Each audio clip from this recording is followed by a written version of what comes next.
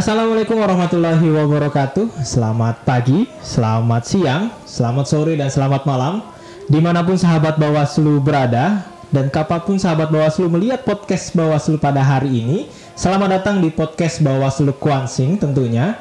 Dengan saya menjadi host di sini, Laude Muhammad Aulia. Saya didampingi oleh Komisioner Bawaslu Kabupaten Kuansing, yaitu Bang Teddy. Dan kali ini kita akan membahas sedikit tentang jalanan podcast yang pertama kali yang baru launching ini Bang ya, pada hari ini ya. Dan juga mungkin kita akan sedikit menggali-gali tentang pengawasan pemilu di Kabupaten Kuansing tentunya. Dan saya juga bersama dengan anggota Bawaslu Kabupaten Kuansing, Bang Teddy. Assalamualaikum Bang Teddy. Waalaikumsalam warahmatullahi wabarakatuh. Gimana kabar hari ini Bang? Alhamdulillah Bang Ode. Alhamdulillah kita puasa hari ini lancar. Lancar ya. Puasa udah ada yang bolong belum Bang? Nah, alhamdulillah tidak ada yang bolong. Belum ya. Puasa dan sholat, alhamdulillah lancar. Alhamdulillah ya, berarti semoga kita selalu dilancarkan Bang ya sampai nanti akhir Ramadan nanti. Terima kasih sebelumnya Bang sudah kita mau bincang-bincang di sini mendiskusikan topik-topik menarik tentunya di podcast Bawaslu ini. Sebelumnya gimana nih Bang perasaannya ada podcast di Bawaslu Kuansing?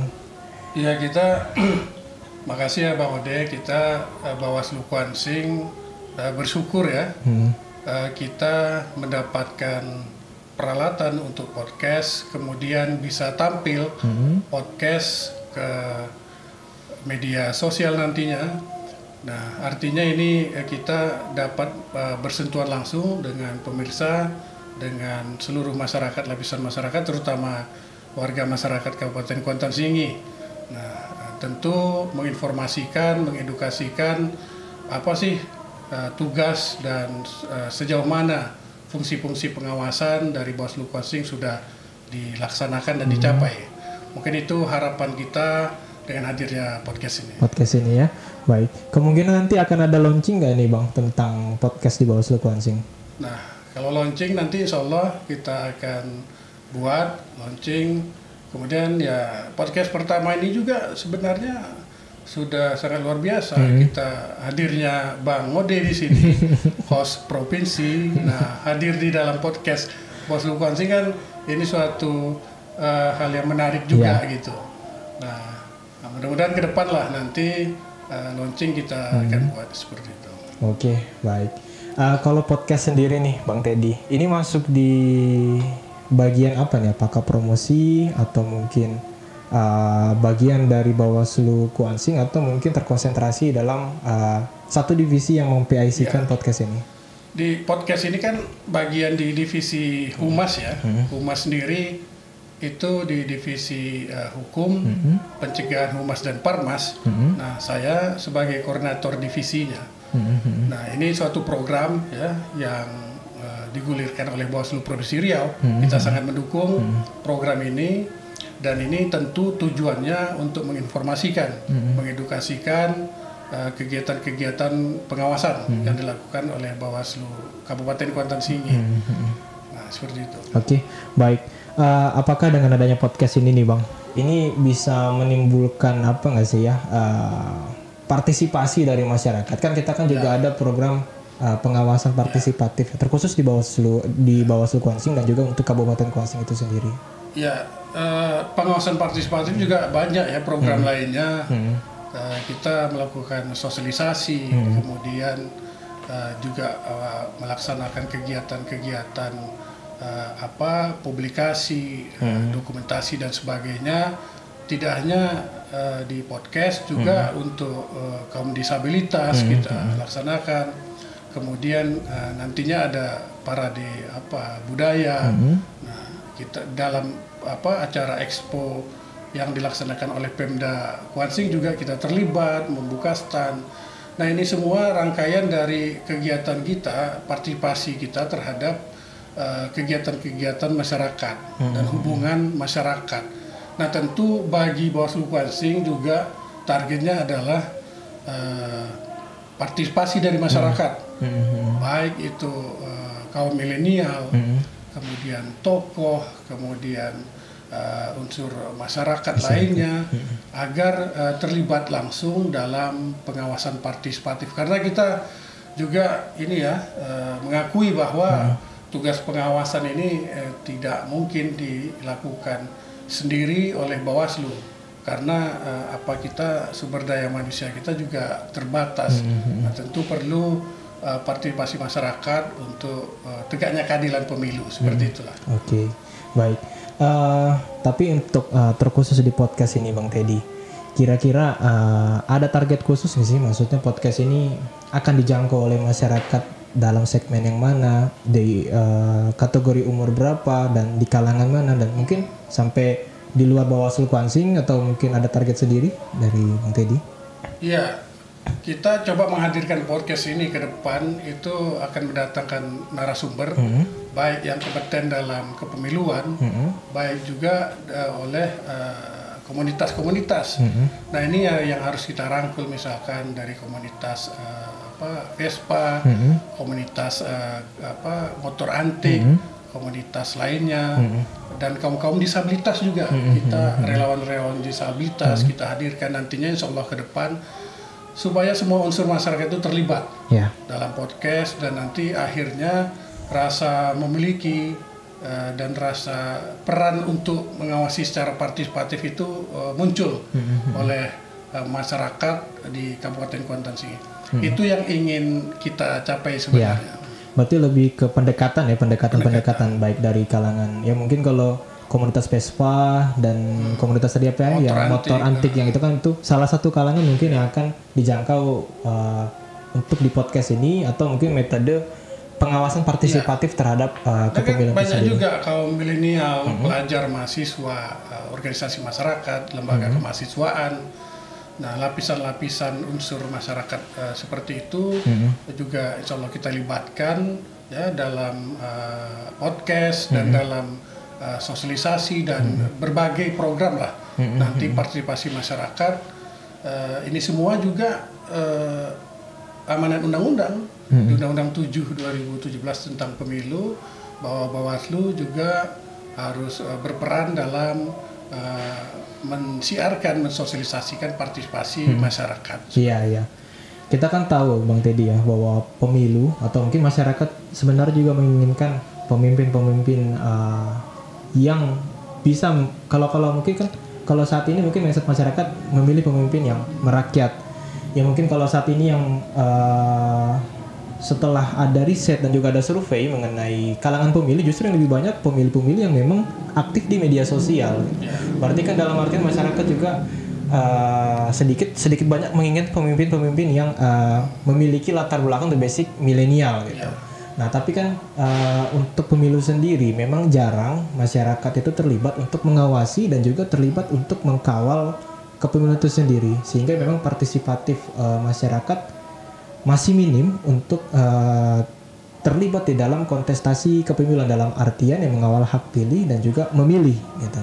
Tapi dari Bang Teddy sendiri nih, khusus untuk Bawaslu Kuansing, ada nggak sih metode-metode tersendiri terkait dengan metode pengawasan partisipatif itu sendiri? Iya, kita kan Bawaslu ini juga nggak bisa lari dari fenomena yang ada.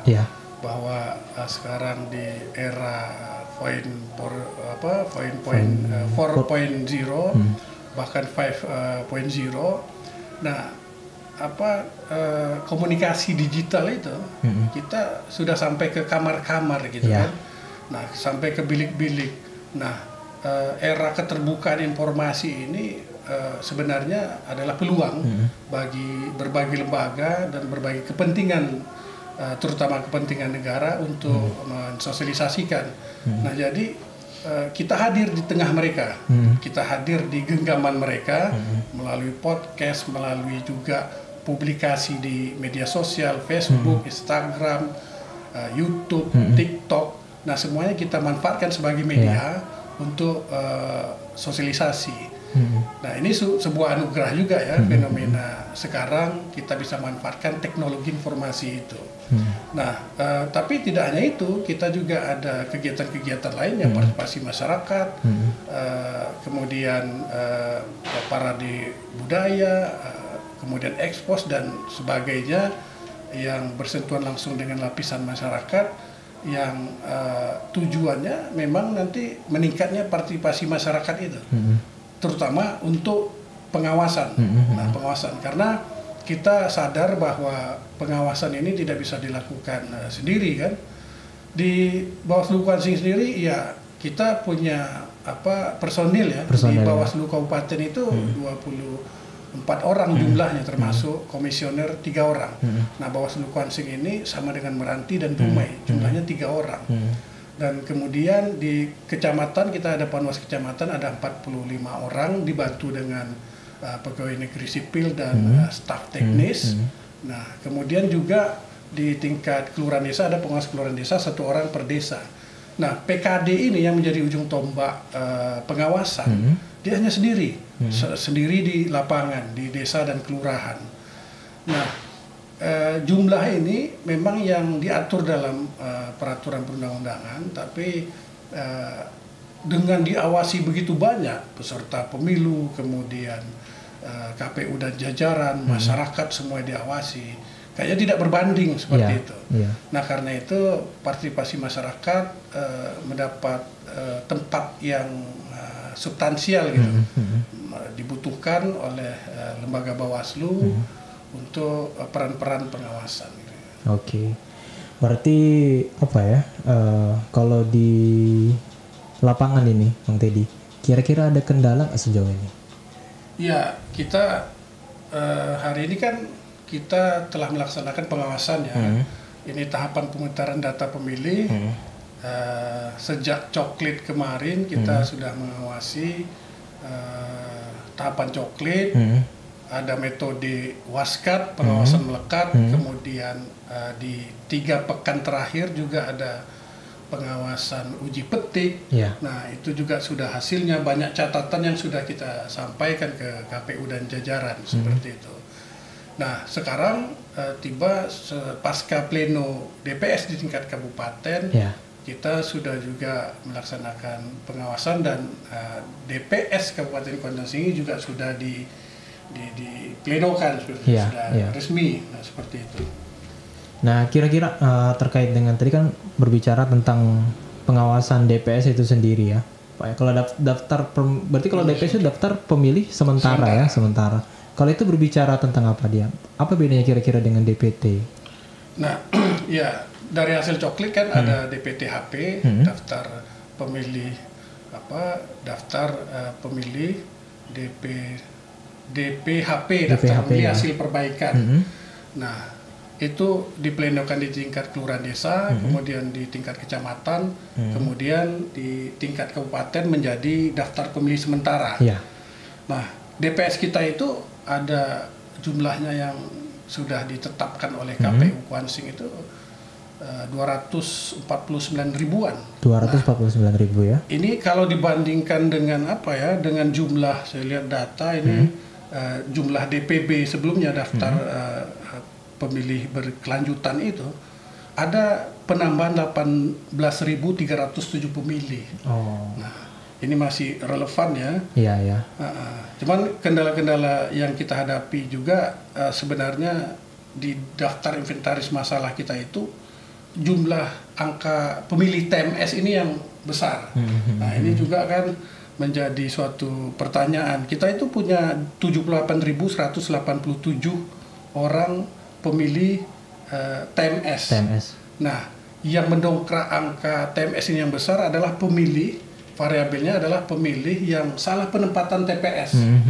Nah, kalau salah penempatan TPS, analisis kita sementara ini adalah kita mempertanyakan DP4-nya, form A pemilih itu. Nah, begitu besarnya pemilih yang yang salah penempatan TPS ini juga udah kita sampaikan ke Bawaslu provinsi ya, agar nanti dipertanyakan di pleno tingkat provinsi. Nah, seperti itu. Oke. Kira-kira kan rata-rata kan kalau berbicara DPS kan berarti melibatkan masyarakat terkait dengan hak pilihnya ya, Teddy. Sebenarnya dari Bawaslu sendiri kita kan tidak mungkin kita bekerja sendiri ya. Kita pasti perlu mitra, dan mitra dari Bawaslu itu sejatinya adalah masyarakat itu sendiri. Karena yang mengkawal hak pilih. Kalau mungkin teman-teman KPU adalah menghimbau masyarakat agar memilih gitu. Tapi kalau kita kan mengkawal hak pilihnya gitu. Apakah hak pilih kita didaftarkan? Bagaimana cara kita menggunakan hak pilih? Sedangkan hak kita pun tidak terdapat di situ. Dalam artian mungkin kita sebagai pemilih TMS yang dimasukkan tadi dari datanya Bang Teddy. Jadi apa harapan Bawaslu Kuansing agar masyarakat terlibat juga untuk di tahapan DPS ini? Inilah waktunya ya, DPS sudah diumumkan oleh KPU dan jajarannya bagi pemilih atau warga masyarakat yang belum terdaftar kan bisa mendaftarkan diri lagi. Nah, tapi Bawaslu juga nanti akan kita sosialisasikan, publikasikan melalui Google Form misalkan. Nanti bahwa kita akan memberikan laporan masyarakat yang belum masuk dalam DPS. Nah, ini akan kita teruskan kepada KPU. Kita akan membuka posko-posko juga di 15 kecamatan terhadap masyarakat yang belum masuk dalam DPS seperti itu. Kira-kira seperti itu, Bang. Berarti kan di sini juga pasti masyarakat kira-kira bisa nggak sih terlibat? Maksudnya kayak saya belum hak pilih saya kok nggak ada. Dalam artian berarti kok saya belum ditempel gitu kan untuk bukti coklit di rumahnya, atau mungkin dia melihat data dan formulir itu. Yang pemilih ini kan sesuai dengan syaratnya di undang-undang kan 17 tahun atau sudah pernah menikah. Itu dibuktikan dengan KTP elektroniknya. Tahapan coklit sudah selesai, maka sekarang tiba di DPS. DPS ini ya proaktif dari masyarakat sendiri. Kalau di coklit kan petugas pantarli yang datang door to door ke rumah, kemudian memverifikasi secara faktual apakah benar pemilih itu memenuhi syarat atau tidak. Nah, kemudian juga banyak variabel ya, temuan-temuan atau hasil dari pengawasan itu juga hasil dari verifikasi faktual coklit ya, bahwa ada jumlah pemilih yang tidak memenuhi syarat tadi, variabelnya adalah dari TNI Polri yang sudah menjadi TNI berarti kan hilang hak pilihnya, menjadi Polri, dari sipil menjadi Polri hilang hak pilihnya. Nah, kemudian yang pindah domisili, yang meninggal dunia, nah dinamika itu yang kita hadapi. Yang seperti yang meninggal dunia, kalau meninggal dunia ini kan yang dipersyaratkan oleh teman-teman KPU kan harus memiliki surat akta kematian atau sekurang-kurangnya ada surat keterangan kematian dari desa atau kelurahan. Nah, kita mendorong supaya masyarakat yang belum membuat surat kematian itu agar membuatnya, mengurusnya, akhirnya mereka akan dihilangkan di DPS dan akhirnya di DPT. Ini semua tujuannya untuk membuat daftar pemilih kita itu bersih, aktual dan dipercaya, seperti akurat juga seperti itu. Berarti intinya masyarakat juga sebenarnya bisa terlibat proaktif, dimana kalau misalnya memang hak pilih dia memang tidak terdaftar di tertentu mungkin di TPS gitu ya, untuk memilih. Problemnya sebenarnya itu Bang Ode, karena kita ini masih hak, ini menurut pengalaman kita di tahun-tahun sebelumnya, bahwa masyarakat juga harus gencar, lembaga negara seperti KPU dan Bawaslu mensosialisasikan ini.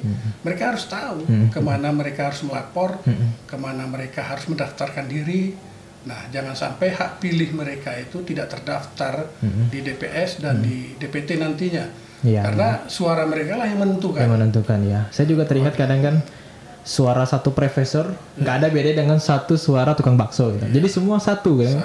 Jadi memang itu sebenarnya yang harus dikawal, dan ini esensi dari pemilu, yaitu masyarakat juga harus memilih dan juga mengkawal hak pilihnya sampai nanti masyarakat bisa memilih di tahun 2024 mendatang. Untuk Bang Teddy sendiri, kira-kira harapannya bagaimana nih Pak untuk pengawasan ke depannya dan terkhusus untuk pemilu? Ya, harapan Bawaslu Kuansing ini juga kita menghimbau berbagai lapisan masyarakat ya, agar melaksanakan perannya masing-masing tanpa melanggar peraturan perundang-undangan.